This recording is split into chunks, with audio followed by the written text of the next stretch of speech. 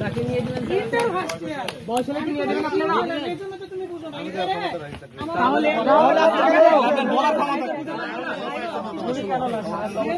উত্তপ্ত পরিবেশে আমি ক্যাম্পাসে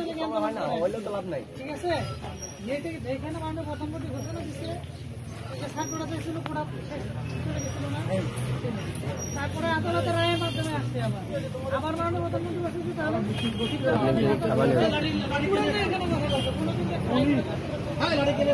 কেউ বলতে পারে না কোথাও কোনোদিন লেগে নাই তারপরে এটা নিয়ে এখন তোমরা যদি লেগে ওই লাঠি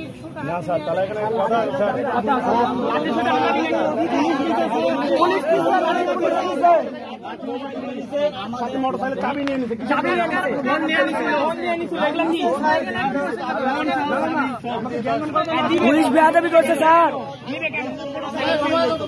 পুলিশ বেয়াদবি করলো কেন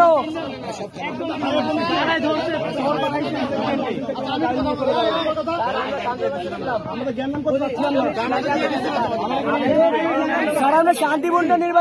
শান্তিপূর্ণ আন্দোলন করতে চাইছিলাম স্যার ওটা প্রিন্সিপাল কে বলেন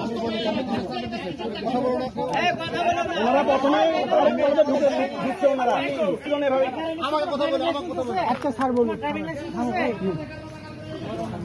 তোমার ড্রাইভিং লাইসেন্স আছে তোমাদের ড্রাইভিং লাইসেন্স নাই আর তোমরা লেগে রাজাকার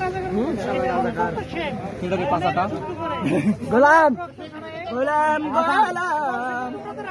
ছাত্রলীগের পাচাটা গোলাম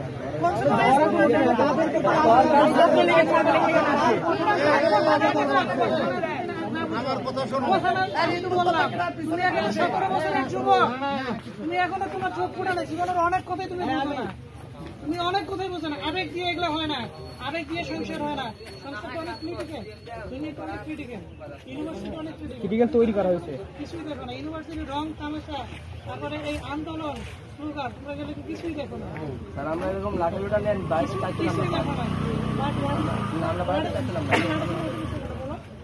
আমাদের শুনেন স্যার পুলিশ আমাদের না আমার ছোট ভাইয়ের হুন্ডার মোটরসাইকেল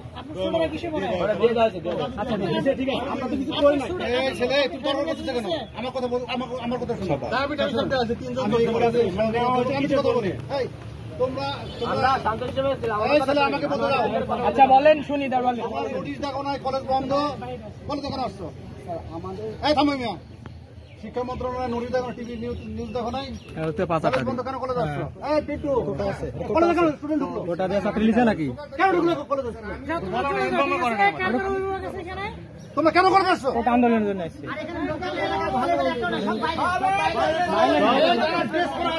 আমি বলি